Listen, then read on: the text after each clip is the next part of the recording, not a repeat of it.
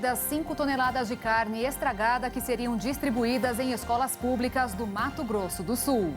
Decisão inédita da Justiça permite que pessoa com déficit de atenção preste concurso público. A ANS suspende a venda de 70 planos de saúde por falhas na cobertura de doenças.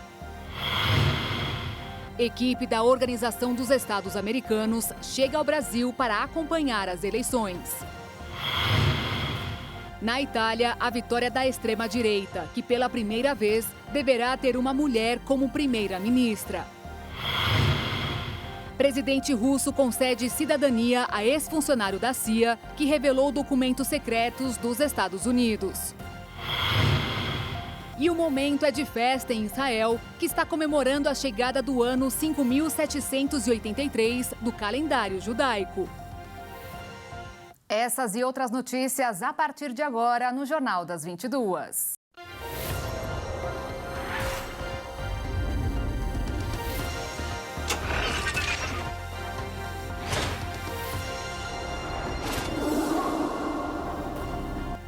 Olá, boa noite.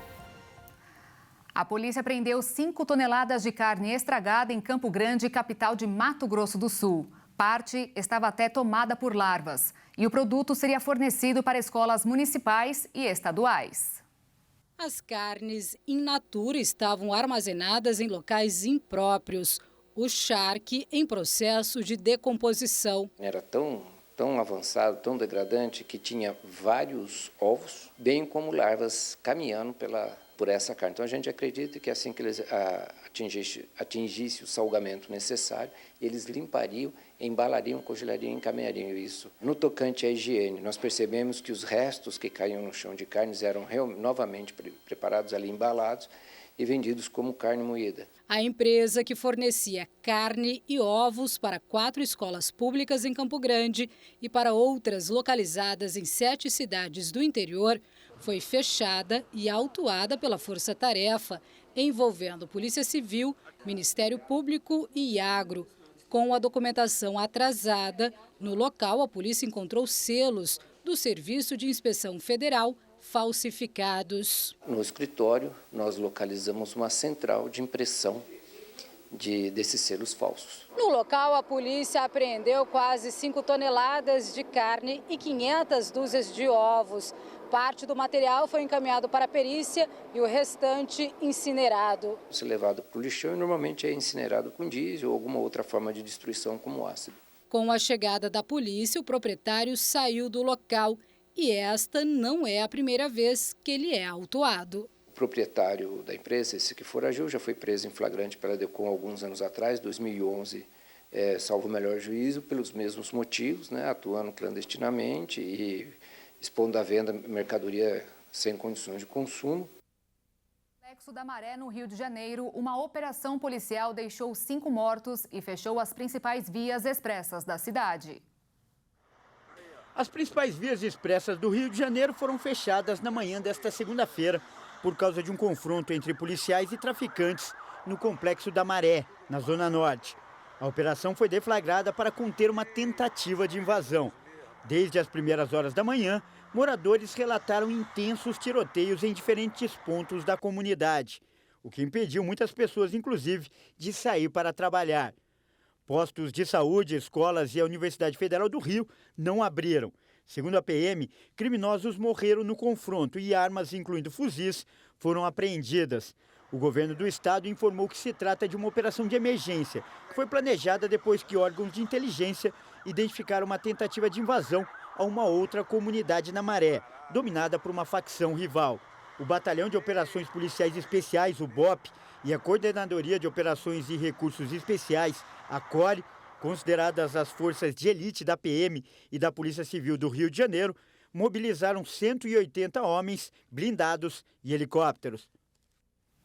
Uma aluna cadeirante identificada como Giane da Silva Brito, de 19 anos, morreu hoje de manhã durante um ataque a tiros na escola municipal em Barreiras, no oeste da Bahia. Um menor de idade invadiu o local e atirou contra os alunos. Até agora não se sabe por que ele fez isso, nem se Giane era alvo dele.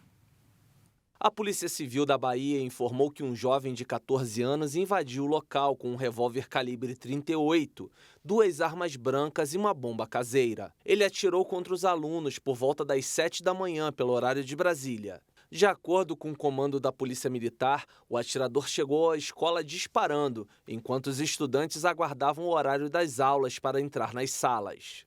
Segundo os estudantes que estavam no colégio no momento do ataque, o atirador entrou na escola vestido de preto, deu um tiro no portão do colégio e assim que ingressou no prédio deu outro tiro. Com o som dos disparos, os alunos correram inicialmente para a quadra, depois para o fundo da escola até conseguirem sair do colégio. O adolescente estudava na instituição, mas não estava frequentando as aulas. De acordo com o relato de um funcionário da Secretaria de Educação de Barreiras, o atirador tentou enfrentar a polícia e foi alvejado. O jovem foi socorrido e levado pelo SAMU para o Hospital Geral do Oeste. Não há detalhes sobre o estado de saúde dele. A Polícia Civil investiga algumas publicações em redes sociais atribuídas ao adolescente com discurso de ódio. O pai do atirador, que é policial, foi chamado para prestar depoimento na delegacia da cidade. A Prefeitura de Barreiras informou que as aulas na escola foram suspensas por uma semana. E, finalmente, a Polícia Federal de Sergipe concluiu o laudo sobre a morte, 4 meses atrás, de Genivaldo Santos, de 38 anos. O caso aconteceu durante abordagem de policiais. 3 são acusados de abuso de autoridade e homicídio qualificado. No laudo foi identificado que Genivaldo Santos morreu por asfixia e insuficiência respiratória, sem meios de defesa, no dia 25 de maio deste ano. O relatório foi encaminhado ao Ministério Público Federal, que é responsável por apresentar a denúncia à Justiça. De acordo com o boletim de ocorrência, os agentes pararam Genivaldo por não usar capacete enquanto dirigia uma motocicleta. O homem, que tinha transtornos mentais, ficou nervoso com a abordagem policial. Como não obedecia às ordens, ele foi imobilizado e trancado no porta-malas de uma viatura da PRF. Dentro do veículo foi submetido à inalação de gás lacrimogênio na BR-101, no município de Umbaúba, Sergipe. A defesa dos 3 policiais ainda não se manifestou sobre a conclusão do inquérito. Os agentes envolvidos diretamente na abordagem foram afastados das funções pela PRF, que na época afirmou que não compactuava com as medidas adotadas pelos policiais durante a ação. Os agentes já haviam admitido que usaram spray de pimenta e gás lacrimogênio dentro da viatura. Para a saúde das crianças, nada melhor do que lembrar que sexta-feira vai acabar a campanha nacional de vacinação contra a poliomielite. Quem tem menos de 5 anos de idade deve ser imunizado. A família toda do Zé Gotinha apareceu para reforçar a campanha de vacinação contra a pólio para a criançada. O público-alvo da ação vai de crianças de 1 ano a menores de 5. O Ministério da Saúde prorrogou o prazo até o dia 30 de setembro para que os pais possam levar seus filhos. Nosso objetivo é vacinar 95% das 15 milhões de crianças abaixo de 5 anos com a vacina da pólio, né? No final de semana, quando normalmente os postos de saúde estão fechados, a campanha foi às ruas e também aos parques. A saúde dos nossos filhos são em primeiro lugar, né? Porque quando está doente, não sabe falar o que está sentindo, e isso deixa qualquer mãe chateada, né? É uma prevenção de doenças, né? Então é muito importante, a polio pode causar paralisia, né? Então todas as vacinas, os meninos, os 2 têm o cartão de vacina bem atualizado, com todas as vacinas. Na capital federal, a ação também marcou os 32 anos de criação do Sistema Único de Saúde. O SUS incluiu todos os brasileiros dentro de uma perspectiva de assistência à saúde universal, integral, igualitária e gratuita. O SUS também é responsável pela aplicação de 22 tipos diferentes de vacinas contra as mais variadas doenças, como sarampo, hepatite, HPV, febre amarela, influenza e também Covid. A realização de testes rápidos para a Covid-19 nas farmácias chegou a um nível de estabilização. Segundo a Associação Brasileira do Setor, pela primeira vez desde 2020, o número de diagnósticos positivos ficou abaixo de 2.000. De um total de 21 mil testes realizados na semana de 5 a 11 de setembro, menos 1.800 foram de pessoas infectadas, contra 2.500 casos positivos registrados na semana anterior. O pico aconteceu em meados de janeiro, impulsionado pela variante Ômicron, quando o volume chegou a quase 320 mil casos em uma semana. A Associação do Varejo Farmacêutico, que monitora os dados, disse que desde que o serviço começou a ser oferecido em outubro de 2020, as farmácias brasileiras já realizaram um pouco mais de 19 milhões de testes rápidos, dentre eles 4 milhões e 500 mil positivados. E olha só, centenas de cães e gatos foram levados de carro para tomar vacina. Foi no primeiro drive-thru Latemia de Dourados, lá em Mato Grosso do Sul. O dia é de passear de carro com a família toda, inclusive cachorro e gato, para cuidar da saúde, como é o caso do Simon, o xodó da família. Muito querido, é muito doce esse gatinho. Quem tem amigos assim de 4 patas, levou para tomar vacina contra a raiva no primeiro drive-thru Latemia em Dourados. A ação é pioneira no estado. Hoje já aproveitamos trazer todo mundo de uma vez só e já está os 2 cachorros e 2 gatos vacinados e garantindo a saúde deles. Uma estrutura foi montada em frente à prefeitura para que os carros dos tutores pudessem passar com os bichinhos para que eles recebessem a imunização. Eu achei bem prático, por conta que mesmo, até para quem mora longe, né? Trazer os animais de carro, o atendimento é rápido. Achei bem prático. Todos os cães e gatos a partir dos 3 meses de idade devem tomar a vacina. A raiva é uma doença que acomete também os humanos através da mordida de animais infectados. Ou seja, a proteção não é somente para quem late ou mia, mas para toda a família. Segundo o coordenador do CCZ, Centro de Controle de Zoonoses, o drive é uma forma de ampliar a cobertura vacinal antirrábica. Lembrando que a raiva é uma das zoonoses de maior relevância no mundo, né? Ainda é uma doença que mata 60 mil pessoas todos os anos e nós estamos livres graças ao alto índice vacinal dos anos anteriores. Nós vivemos de 2 anos de pandemia, né? 2 anos que foi muito difícil, então teve uma baixa procura. E a gente tenta que esse vírus não nos atinja. Então a gente ampliando as vacinações, ampliando as condições, dando uma qualidade melhor para os animais, com certeza a gente vai estar livre da raiva. Quem perdeu o drive pode ficar tranquilo. A campanha de imunização continua durante a semana. O CCZ ele tem a vacinação fixa, né, de segunda a sexta-feira, das 7 às 11 e das 13 às 17. E a gente pede para que você que esteja nos acompanhando, que esteja estando olhando os sites oficiais da Prefeitura Municipal de Dourados, que toda segunda-feira a gente lança o cronograma dos bairros que a gente vai estar vacinando, fazendo o itinerante casa a casa. E depois do intervalo você vai ver, a ANS suspende a venda de 70 planos de saúde por falhas na cobertura de doenças. E veja também, decisão inédita da Justiça permite que pessoa com déficit de atenção preste concursos públicos.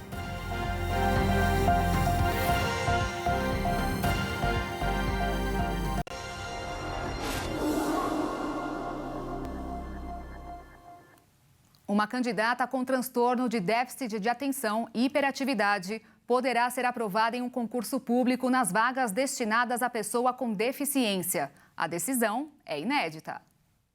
A Juliana tem transtorno de déficit de atenção com hiperatividade e relata as dificuldades que o TDAH impõe à vida dela. A gente sempre sofre muito preconceito, porque é aquela doença que não é visível. Então, muitas vezes as pessoas acham que você não faz por má vontade, que você fica perguntando, ou não faz, não lembra, ou tem uma dificuldade, pede para repetir. Então as pessoas não entendem que isso é uma dificuldade.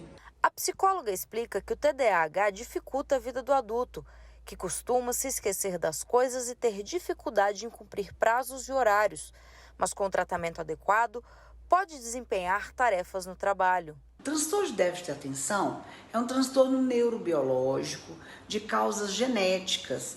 É muito caracterizado por sintomas muito próximos do nosso dia a dia, que são o quê? A falta de atenção, a inquietação, a impulsividade. Mesmo com dificuldade de concentração, ela se dedicou a estudar para concursos e passou em um da Caixa Econômica Federal, nas vagas destinadas às pessoas com deficiência, PCD. Mas um laudo médico emitido para contratação apontou pela impossibilidade de admissão nessa condição. Ela recorreu e o Tribunal Regional Federal da Primeira Região acatou o pedido. Na decisão, o desembargador destacou que a candidata pode ser enquadrada como pessoa portadora de deficiência mental, apresentando lentidão de raciocínio, epilepsia, hiperatividade, deficiência visual e outros sintomas da doença, os quais foram confirmados em exames laboratoriais e de imagem. E era um direito meu, eu consegui o que era meu, e isso é uma satisfação assim de um tamanho que não tem igual. A decisão do Tribunal Regional Federal da Primeira Região pode ser um marco. Segundo o advogado responsável pela ação, a aprovação de candidata com TDAH na vaga para pessoa com deficiência é inédita no país. Essa é uma vitória que, a bem da verdade, abraça todos aqueles que possuem TDAH, que sofrem uma dificuldade ao estudar e se concentrar para ser aprovado no concurso público, que de fato necessitam de uma ação afirmativa, de uma ajuda do Estado para ingressar no mercado de trabalho. Uma vitória histórica que vai beneficiar milhares de pessoas Brasil afora. A reportagem consultou a Caixa Econômica Federal, responsável pelo concurso, mas não obteve resposta. E a inflação do Brasil caiu e já é a sexta menor entre países do G20. O índice brasileiro se aproxima da média dos países mais ricos e dos emergentes. Dados do levantamento da Austin Rating mostraram que o Brasil conseguiu reverter o cenário de aumento dos preços do início do ano. Com a queda do Índice Nacional de Preços ao Consumidor Amplo, o IPCA, nos últimos meses, o país registrou a sexta menor inflação entre os países do G20, formado pelas maiores economias e as emergentes. De acordo com o IBGE, o acumulado da inflação oficial, divulgada em 9 de setembro, chegou a 4,4%. O índice ficou abaixo da inflação da União Europeia, 7,6%, do Reino Unido, 7,1%, da Alemanha, 7% e dos Estados Unidos, 5,4%. Na outra ponta, o levantamento mostra ainda que Venezuela, 60,4%, Argentina, 56,5% e Turquia, 47,8%, lideram o ranking no acumulado do ano. Uma das ferramentas para barrar a inflação foi a alta de juros. Na última semana, após uma sequência de 12 elevações seguidas, a taxa básica de juros da economia brasileira, a Selic, foi mantida pelo Copom em 13,75% ao ano, encerrando o ciclo de aumento. O alívio na inflação brasileira também foi motivado pela redução da alíquota do ICMS sobre a gasolina e a energia elétrica nos estados, com o PIS/COFINS zerado sobre a gasolina e o etanol. A confiança do consumidor alcançou em setembro o maior nível desde janeiro de 2020. Segundo a Fundação Getúlio Vargas, esse foi o quarto avanço mensal seguido. O índice de confiança do consumidor registrou alta de 5,4 pontos em setembro e chegou aos 89 pontos. O Instituto Brasileiro de Economia da Fundação Getúlio Vargas garantiu que esse é o maior nível desde janeiro de 2020. O mês de setembro marca o quarto avanço mensal seguido, influenciado pelas estimativas otimistas em relação ao momento e também aos próximos meses, que pela primeira vez atingem os 100 pontos desde março de 2019.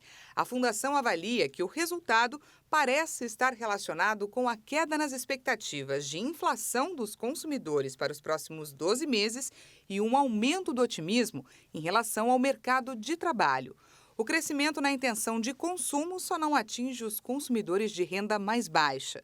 O índice de expectativas avançou 7,6 pontos para 100,2 pontos, o maior patamar desde dezembro de 2019, período pré-pandemia. Já o índice de situação atual subiu 1,6 ponto para 73,3 pontos, considerado o maior resultado desde março de 2020, embora num patamar ainda baixo em termos históricos. Agora uma pergunta. Você compraria uma bolsa de R$70 mil? Pois saiba que, de acordo com o levantamento da consultoria Euromonitor Internacional, números mostraram que o mercado de luxo está reagindo com força nas vendas globais. A grife italiana Fendi, do grupo LVMH, armou uma celebração concebida em parceria com o estilista americano Marc Jacobs para festejar os 25 anos de sua peça mais famosa, a Bolsa Baguette. A festa não foi fato aleatório. Estima-se que a categoria de bolsas luxuosas já acumula receita de 72 bilhões de dólares neste ano, até julho. E, de acordo com a consultoria Euromonitor Internacional, crescerá para 100 bilhões de dólares em 2026. Para se ter uma ideia do valor total, a consultoria aponta que o mercado de alto padrão, incluindo carros e joias, encerrará o ano de 2022 com vendas de 349 bilhões e 100 milhões de dólares.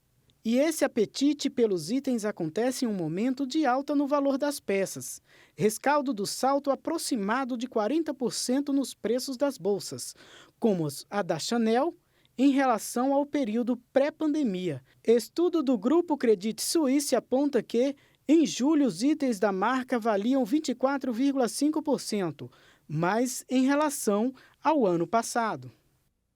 Começando mais uma semana em dia marcado pela aversão a risco no exterior, enquanto a reta final da corrida eleitoral no Brasil colabora para a cautela de investidores, o dólar fechou em forte alta de 2,52% e encerrou o dia em R$ 5,38 na venda, maior valor desde 22 de julho. E a Bolsa de Valores fechou em queda de 2,33% aos 109.114 pontos. O consumo de frango na mesa do brasileiro caiu nos últimos 12 meses. Um levantamento da Kantar revelou que os ultraprocessados tomaram o lugar do item. O número de vezes que os brasileiros consumiram frango no almoço e no jantar caiu 11% nos últimos 12 meses, acumulados até junho deste ano, em comparação com o mesmo período um ano antes.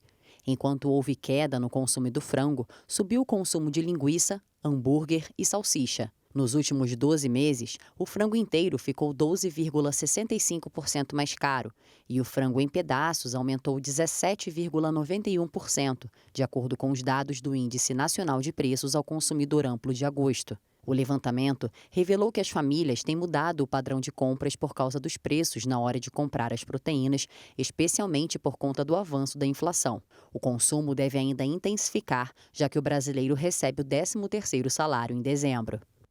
A Agência Nacional de Saúde Suplementar proibiu a comercialização de 70 planos de saúde. A decisão foi tomada após reclamações de consumidores no segundo trimestre deste ano. A ANS recebeu quase 40 mil queixas. A maioria das análises foram sobre a falha na cobertura dos planos. Os clientes relataram que, em muitos casos, procedimentos garantidos em lei simplesmente não foram atendidos. Vale ressaltar que eles continuam com o plano em vigência. Podem continuar frequentando consultas, fazendo exames e tendo a cobertura emergencial em prontos socorros. Porém, os planos suspensos só poderão voltar a ser comercializados para outros clientes se as operadoras apresentarem melhora nos resultados do monitoramento, que acontece uma vez por trimestre. No último mês de junho, a ANS já havia proibido a venda de outros 70 planos de saúde. A suspensão também foi baseada nas reclamações. Além das suspensões, a entidade liberou para a venda 40 planos de saúde de 7 operadoras diferentes. Comerciantes da capital de Mato Grosso do Sul estão bem animados com as vendas do Dia das Crianças, que não costumam decepcionar ninguém.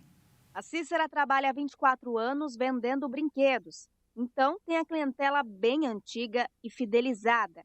Faltando mais de 2 semanas para o Dia das Crianças, ela está otimista com as vendas. Quando eu comecei aqui, que já faz 24 anos, né?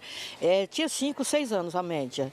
Aí hoje ele já compra para o filho dele. Tem muito isso daí, eu tenho muito esse tipo de cliente e é muito gostoso. Nós estamos numa grande expectativa, né, de vendas mesmo, né? Porque geralmente as pessoas deixam tudo para a última hora. Isso é de praxe, é mania do brasileiro. Mas estamos com as expectativas boas. Essa outra comerciante vem se preparando há bastante tempo para a data. E diz que já notou diferença nas vendas. A gente já está se antecipando com os patins, com a diversidade de carrinho, de Barbie, essas coisas a gente já está antecipando para poder atender esses clientes. Está vindo muitos pais já comprar alguns brinquedos mais sofisticados. O Pedro Magalhães é gerente dessa loja de brinquedos. Ele está até pensando em aumentar o quadro de funcionários para atender a demanda. Até porque Passamos 2 anos bem complicados por conta da pandemia. Desde o ano passado, assim, já vem recuperando já foi muito bom ano passado e esse ano está sendo bem melhor. A gente aumenta o nosso quadro de funcionários de 10 a 15 funcionários, contrata aí para esse dia, né? Porque no último dia, na última semana ali é uma explosão, né? E a gente tem que estar preparado. São tantos brinquedos que a gente fica até em dúvida em qual escolher. O Instituto de Pesquisa e Desenvolvimento da FEComércio MS, em parceria com o Sebrae, revelou que a movimentação no Dia das Crianças deve ser de 242 milhões de reais, entre presentes e celebrações neste ano. É o que explica a economista Regiane Dedé. Esse valor é 63% superior ao ano passado. Então, nós temos uma expectativa muito positiva para esse Dia das Crianças. O consumidor está mais propenso a comprar e o valor médio, tanto do presente quanto da comemoração, está maior. O empresário ele pode se preparar para receber esse consumidor que pretende aí comprar à vista com desconto ou de forma parcelada também, e preza pela variedade e pelo bom atendimento. A economista ainda lembra sobre alguns exemplos que chamam a atenção do consumidor. Por meio das vitrines, por meio do que a criança deseja ganhar. Então, o empresário ele tem que estar bem antenado, né, nessas questões para receber esse consumidor. E 84% dos consumidores pretendem comprar presencialmente. Então, é mais uma dica para que esse empresário esteja preparado para receber este consumidor e também precisa estar em sintonia com a criançada que estarão escolhendo os seus presentes. E veja a seguir, equipe da Organização dos Estados Americanos chega ao Brasil para acompanhar as eleições. E ainda, na Itália, a vitória da extrema-direita, que pela primeira vez deverá ter uma mulher como primeira-ministra.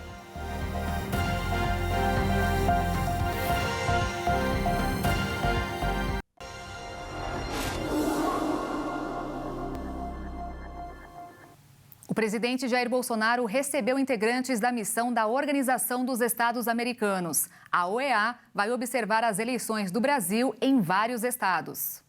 O ex-chanceler do Paraguai, Rubem Ramírez Lescano, atual chefe da missão da OEA, disse que o encontro com o presidente foi muito cordial e que está levantando todos os depoimentos dos candidatos à presidência para a elaboração de um relatório. Lescano também afirmou que o órgão tem a missão de observar as eleições e promover a participação dos cidadãos brasileiros nas urnas. Após a realização das eleições, a OEA apresentará um relatório preliminar com observações e recomendações. A equipe de observação do órgão terá encontros com outros candidatos à presidência, partidos e também autoridades. Essa é a terceira vez que o órgão observará as eleições do país. A primeira foi em 2018 e a segunda na disputa municipal de 2020. Segundo a OEA, a missão reúne 55 especialistas de 17 nacionalidades e observará a votação em 15 estados e no Distrito Federal, além de 3 cidades no exterior, Porto, Miami e Washington. Em 2018, na primeira oportunidade que a OEA observou as eleições no Brasil, a organização acompanhou a apuração dos votos e atestou que o sistema de urnas eletrônicas é seguro. Um fato que chama a atenção é que, mesmo em uma época digital como a nossa, os candidatos não abrem mão de instrumentos antigos para conquistar os eleitores, panfletos e adesivos.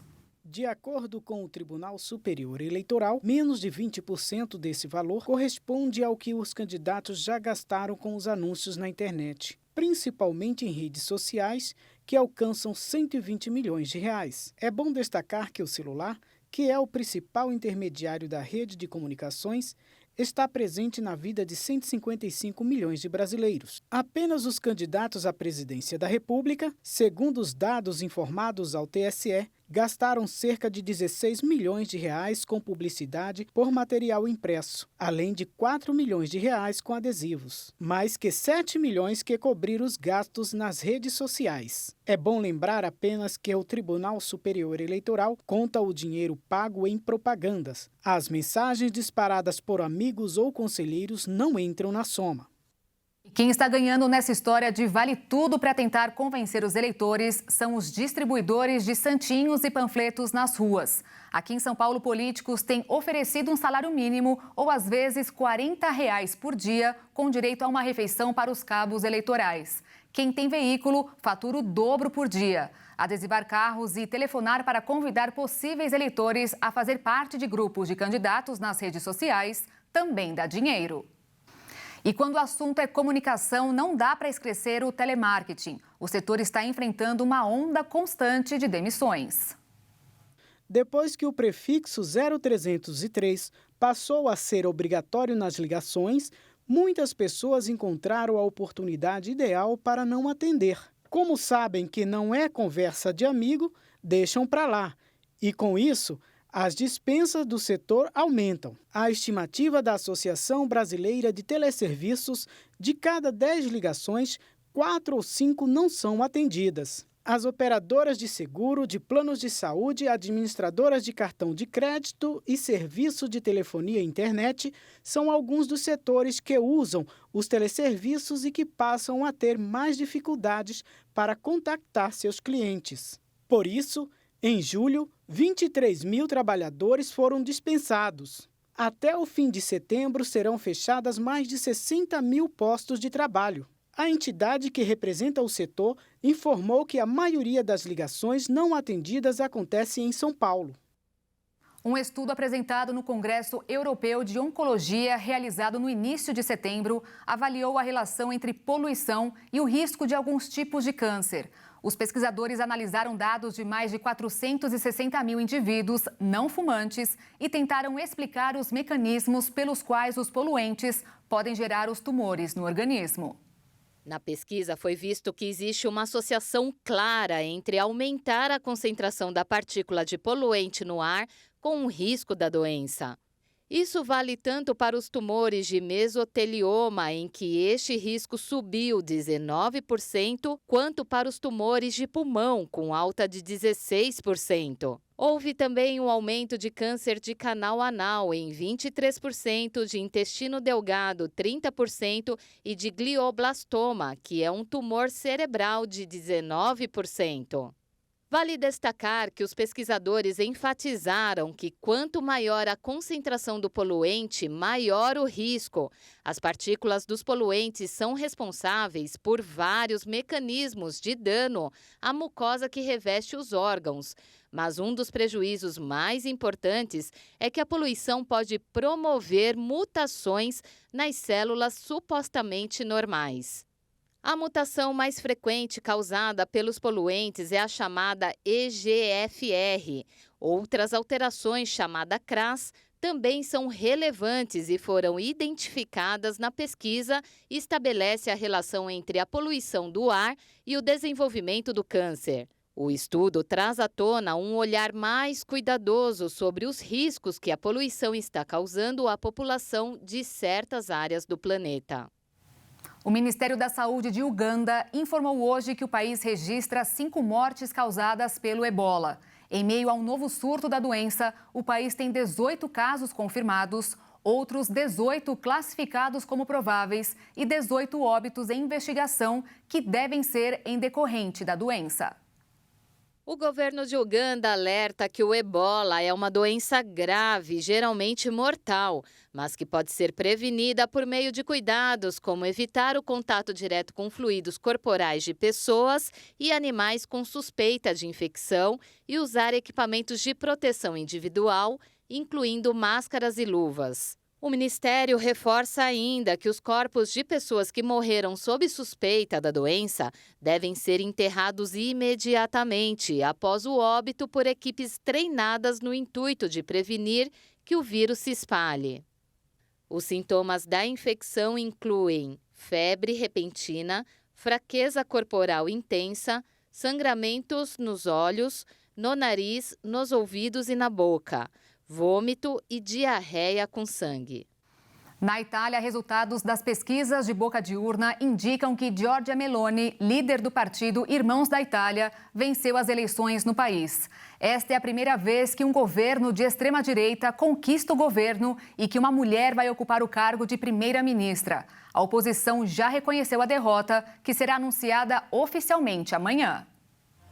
O partido Irmãos da Itália, liderado por Giorgia Meloni, consolidou-se como a maior força política neste domingo nas eleições. Em suas palavras, Meloni disse: "Se formos escolhidos para governar este país, nós o faremos por todos os italianos, com a vontade de unir o povo e de nos concentrarmos naquilo que nos une e não naquilo que nos divide. Chegou a hora da responsabilidade." Os resultados preliminares de pesquisa de boca de urna indicam que a aliança de direita dirigida pelo partido de Meloni teve no total mais de 40% dos votos, além da maioria na Câmara dos Deputados e no Senado. A coalizão é formada por forças políticas de extrema-direita, incluindo o ex-primeiro-ministro italiano Silvio Berlusconi. A vitória por ampla vantagem do partido de Giorgia Meloni se deve em grande parte ao fato dela ter sido a única que se opôs ao governo do economista Mário Draghi por 18 meses, que sofreu um desgaste provocado com a inflação, a guerra e as restrições durante a pandemia. Com a confirmação do resultado, Meloni será a primeira mulher a liderar o governo da Itália. Ela é conhecida por sua linguagem direta e por ter grande atuação política desde seus anos como líder estudantil em Roma. Durante a campanha, Meloni negou várias vezes que poderia reverter a legislação sobre o aborto, que cresceu muito nos últimos anos. Juntamente com seus aliados, ela promete cortar impostos e bloquear imigrantes que cruzam o mar Mediterrâneo, além de adotar uma política familiar ambiciosa para aumentar a taxa de natalidade em um dos países com mais idosos no mundo. O presidente russo Vladimir Putin tomou várias decisões hoje que aumentaram a tensão no leste europeu. Uma delas foi uma afronta ao governo dos Estados Unidos. Putin assinou um decreto concedendo cidadania russa a Edward Snowden, ex-funcionário de inteligência do país norte-americano. Ele não é nada querido em Washington. Snowden ficou mundialmente conhecido após vazar arquivos secretos que revelavam diversas operações de vigilância doméstica internacional, realizadas pela Agência de Segurança Nacional norte-americana em 2013. Na ocasião, ele fugiu dos Estados Unidos para não enfrentar um julgamento criminal por espionagem e acabou recebendo asilo na Rússia. Até o momento, Snowden não se pronunciou sobre o assunto. O ano apareceu no meio de uma lista com 72 nomes de pessoas nascidas no exterior, que receberam a cidadania russa. Ainda nesta segunda-feira, uma agência russa de espionagem e inteligência anunciou a prisão de um cônsul-geral japonês no país, por suspeita de espionagem. O diplomata japonês foi detido em flagrante quando recebia informações confidenciais em troca de dinheiro sobre a cooperação da Rússia com outros países asiáticos. Ele também estaria tentando obter informações confidenciais sobre o impacto das sanções ocidentais na situação econômica russa. As autoridades deram a Tatsunori 48 horas para deixar o país. O governo japonês foi informado da situação e enviou um diplomata da Embaixada Japonesa de Moscou para discutir o assunto. Em meio a discussões políticas, um atentado assustou moradores na parte oeste da Rússia pela manhã. Um homem de 25 anos atirou contra uma escola. No total, 15 pessoas morreram, a maioria delas crianças, e outras 24 ficaram feridas. O atirador estava armado com 2 pistolas e usava uma camiseta com uma suástica quando entrou no colégio. O governo russo lamentou o ataque e o classificou como terrorista e desumano. E depois do anúncio de terem que decidir entre ir para a guerra ou serem condenados a 10 anos de prisão, autoridades da Noruega e da Finlândia confirmaram nesta segunda-feira que a chegada de russos nas fronteiras dos países aumentou no último final de semana. O movimento acontece após Moscou anunciar uma mobilização parcial para enviar combatentes à Ucrânia. Imagens aéreas feitas no domingo mostram o tamanho das filas na fronteira com a Geórgia, outro país que faz divisa com o território russo. Na Finlândia, autoridades confirmaram a chegada de quase 17 mil russos pela via terrestre, enquanto cerca de 9 mil foram no sentido contrário ao longo do final de semana. A Noruega, que não é membro da União Europeia, mas faz parte do espaço Schengen, uma zona de 26 países europeus que aboliram seus controles fronteiriços, também relatou um leve aumento nas chegadas da Rússia para a fronteira de Storskog, no norte. O cenário também se repetiu na Turquia. A Finlândia anunciou na última semana que planejava restringir significativamente a entrada de cidadãos russos e que uma decisão sobre o assunto vai ser tomada nos próximos dias. E depois do intervalo, com estoque baixo, Hemosul recebeu o grupo para a doação de sangue e criação do selo Ciclista Doador. E você vai ver também. Em Israel, o momento é de festa para a chegada do ano 5783 do calendário judaico.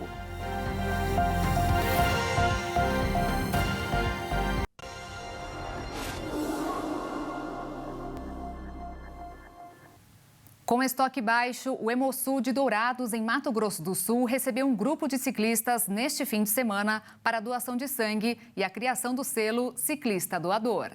Vários grupos de ciclistas de Dourados e da região fizeram um mutirão de doação de sangue neste fim de semana. A ação era para conscientizar os amantes do esporte para a prática que pode salvar vidas. A iniciativa dos grupos começou no período da pandemia, onde o estoque do Hemosul de Dourados estava com capacidade crítica. Os hemocentros estavam com um problema muito sério na época da pandemia, que o pessoal tinha medo de vir doar sangue. E o que a gente pensou? Em mobilizar os grupos de ciclismo de forma organizada e os grupos fechados da cidade, que eles fechassem dias para vir doar sangue no Hemocentro. Porque era aquela questão da comunidade vir junto. A gente começou, junto com a Prefeitura de Jataí, que nos apoiou no período, trouxe a gente no micro-ônibus, fizemos um processo, inclusive, até de desinfecção com um aparelho chamado termonebulizador, aqui no Hemocentro de Dourados, para que as pessoas se sentissem um pouco mais seguras do ambiente por causa do vírus. E nós tivemos o apoio no período do pessoal do Los Bicicléticos aqui de Dourados, né, que foi sempre parceiro nesse processo da gente fazer essa campanha. A intenção dos grupos de ciclistas é criar o selo Ciclista Doador e expandir a iniciativa para outros grupos de diversas cidades do estado e do país. A ideia hoje é lançar como um dia D, é um dia do início real da campanha do ciclista, Sou Ciclista Doador, e que isso depois se transcorra por vários estados e que a gente possa conseguir colocar isso até como federal. Onde o que acontece?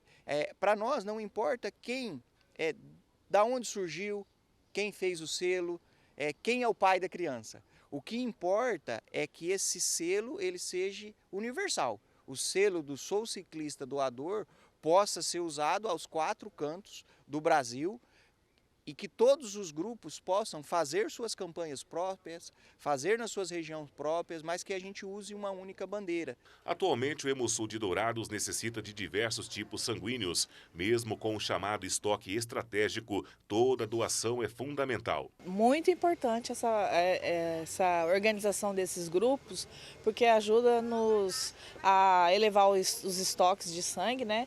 Que a gente tem que ter um estoque seguro para poder estar atendendo os hospitais e as emergências. O estoque para O negativo está muito baixo, A negativo e o O positivo. Para ser um doador é muito simples, porém alguns requisitos são necessários e algumas mudanças aconteceram. As pessoas têm medo muito da agulha, né, da coleta, mas antes era o furinho no dedo, que não existe mais. Tá? Então quem doava sangue tinha medo do furinho no dedo, não tem mais.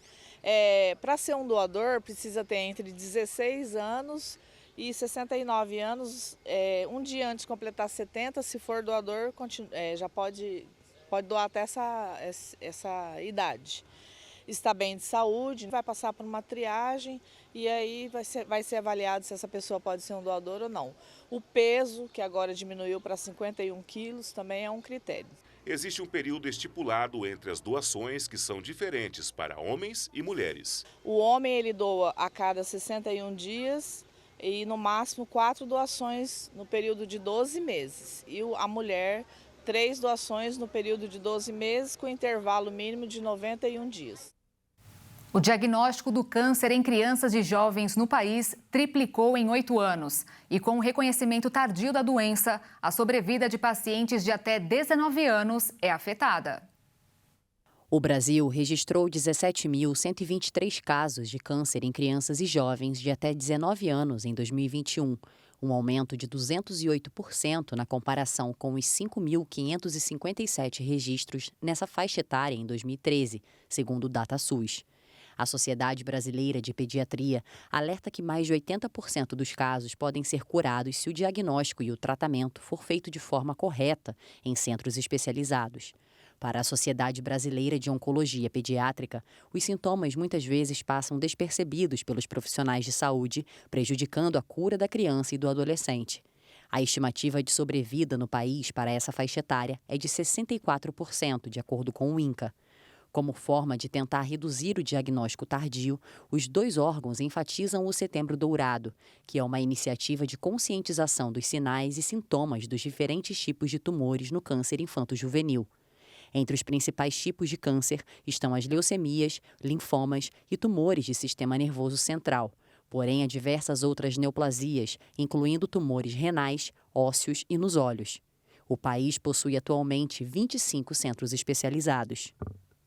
E agora vamos falar de Copa do Mundo e fazer a nossa contagem regressiva. Faltam 55 dias. No Boletim Esquenta Qatar 2022 de hoje, Leonardo Félix vai relembrar um Mundial muito especial para os brasileiros. O tetracampeonato nos Estados Unidos em 1994. Olá pessoal, este é o Esquenta Qatar 2022, que traz informações e curiosidades da Copa do Mundo aqui na nossa programação. Vamos falar da Copa de 1994, realizada nos Estados Unidos. Este Mundial é muito especial para nós brasileiros, porque depois de 24 anos, finalmente a seleção pôde soltar o grito de tetracampeão. Com um time sólido na marcação e com uma das maiores duplas de ataque da história, Bebeto e Romário, o Brasil superou a enorme desconfiança da época e foi avançando na competição. Na primeira fase, vitórias sobre a Rússia por 2-0, Camarões 3-0, além do empate em 1-1 com a Suécia. Nas oitavas de final, 1-0 contra os donos da casa em um jogo dramático no dia 4 de julho, dia da independência dos Estados Unidos. Nas quartas, a partida épica contra a Holanda, triunfo brasileiro por 3-2. Na semifinal, vitória suada por 1-0 em cima da Suécia. E na grande final contra a Itália, um 0-0 teimoso no tempo normal e na prorrogação. Nos pênaltis, a seleção canarinho garantiu o 4º título mundial após o craque Baggio mandar sua cobrança por cima do travessão de Tafarel. É isso aí, faltam 55 dias para a Copa do Mundo Qatar 2022. Ainda falando de esportes, atletas de Dourados, em Mato Grosso do Sul, foram convocados para disputar a Interfederação de Beach Tênis, que vai reunir atletas de todo o país. O beach tênis foi criado em meados de 1987 na Itália. A modalidade chegou ao Brasil em 2008 no estado do Rio de Janeiro. Desde então, o esporte vem crescendo rapidamente para outras cidades litorâneas brasileiras, mas também ganhou popularidade, inclusive nas cidades não praianas, como Dourados. Dourados ele começou há cerca de uns 2 anos e meio, mais ou menos, e agora deu o boom, né? Deu a explosão. E o pessoal está gostando do esporte e a gente, por ter uma base no tênis, a gente entramos com as crianças no alto rendimento. Mariana e Marina são as atletas douradenses que vão representar o nosso estado na disputa no Interfederação de Beach Tênis, que reunirá atletas de todo o país em Santa Catarina em outubro. Para participar da Interfederação, tem 5 etapas aqui no Mato Grosso do Sul, em cada etapa em cada cidade. Então a gente foi nessas etapas e conseguiu pegar um lugar bom no pódio e conseguimos ser convocadas. Não, agora está sendo mais puxado, né? Mais dedicado. Até então a gente está treinando todo dia, 2 horas da tarde. Todo dia não, terça e quinta. Agora é dedicar ao máximo, né? O sucesso do beach tênis no Brasil e no mundo deve-se pela facilidade com que uma pessoa aprende a jogar e pela diversão que ele proporciona, mesmo para quem nunca praticou antes. Além disso, é uma excelente opção para quem quer melhorar o condicionamento físico e cuidar da saúde. Mas para as atletas que representarão o estado, os treinos vão muito além da diversão. Elas treinam 1 hora das 2 às 3 e volta às 6 horas para um novo treino. E bem puxado, e a gente colocou elas para treinar com os meninos de sub-18, que é os meninos mais fortes, para elas chegar lá preparada para enfrentar as meninas dos outros estados. E a NASA completou hoje a missão DART, com o objetivo de realizar o direcionamento de um asteroide. Foi a primeira tentativa na história de mudar a velocidade e a rota de um corpo celeste. O primeiro alvo da missão foi este pequeno asteroide Dimorphos, que tem 170 metros de largura e deveria passar bem perto da Terra, sem oferecer perigo para o nosso planeta. O objetivo da NASA não foi destruir o asteroide, mas realizar apenas uma pequena colisão para que a rota dele fosse modificada. De acordo com a Agência Espacial Americana, esse experimento poderá permitir que outros corpos celestes possam ser desviados da Terra. E os judeus estão comemorando a chegada do ano 5783. As celebrações, conhecidas como Rosh Hashanah, começaram após o pôr do sol deste domingo e vão até o pôr do sol de amanhã. Nas últimas horas, comunidades de judeus do mundo todo estão celebrando o início de mais um ano em seu calendário. A contagem dos anos no judaísmo é feita pelo calendário lunar, que tem 354 dias, diferentemente do calendário gregoriano, seguido pela maior parte do mundo, que tem 365 dias. Olhando de um ponto de vista religioso, esse é o momento em que cada pessoa é julgada por Deus segundo suas ações ao longo do ano. É um momento também de arrependimento, onde muitos seguidores decidem se redimir de seus erros e voltam a viver de acordo com os bons costumes. Nessa data, é comum que diversas famílias celebrem o início do ano com um jantar, onde cada alimento representa o que é desejado para o ano que começa. O romã, por exemplo, simboliza o desejo de um ano repleto de bons feitos. A cabeça de peixe representa o desejo de ser o melhor da classe, de ser uma cabeça e não uma cauda. Já a cenoura simboliza a bênção e a prosperidade. E o Jornal das 22 termina aqui. Obrigada pela sua companhia neste início de semana. Um ótimo fim de noite e início de semana para você. E amanhã eu te espero. Boa noite. Tchau.